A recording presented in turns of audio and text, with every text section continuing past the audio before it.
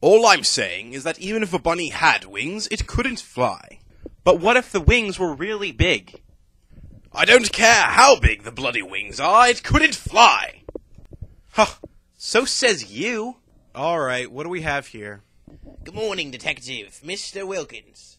Appears with a bit of a suicide on our hand. I pulled this old man at the lake last night.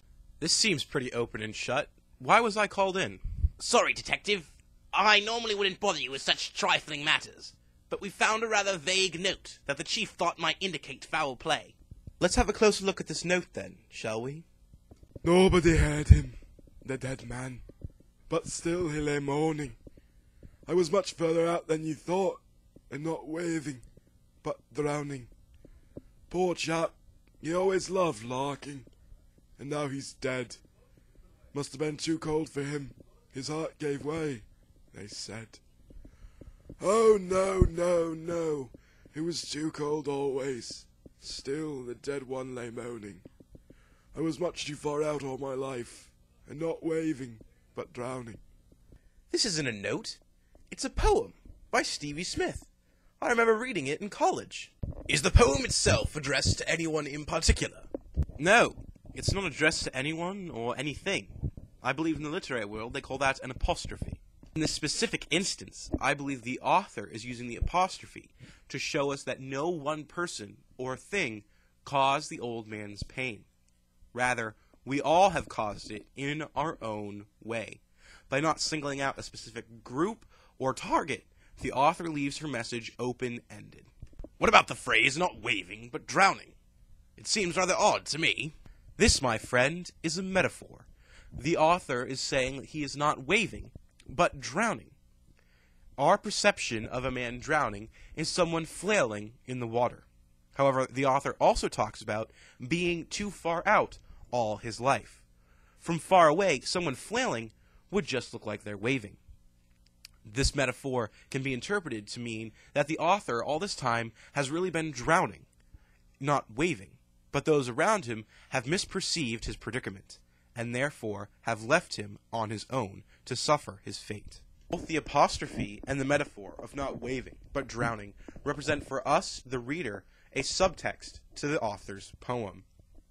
This subtext presents to us the author's point of view. Her point of view is of a bleak and hopeless world with no joy or happiness. As if this subtext wasn't enough, the author further reinforces her message with her content. She paints for us the picture of an old man who drowned out in the cold, all alone, with no one to help him. Quite the sad way to die. And to make it worse, the author also tells us the townspeople's reaction. They brush it off as just a heart condition, and they really don't show any concern or emotion about the old man's death. The author increases the desperateness of her message by her artistry. The first and third stanzas are almost identical, except for some slight wording changes here and there. This gives the poem a chant-like feel, and a slight repetitiveness that stresses the author's message. The second and fourth line in the second stanza both end in a closed consonant. They are both also quite shorter than all other lines in the poem. This gives them a finality and a quickness that emphasizes the author's message of death and shortness of life. The author herself, Stevie Smith, grew up in and wrote during the early to middle 1900s. At this time, the modernist movement was coming into power.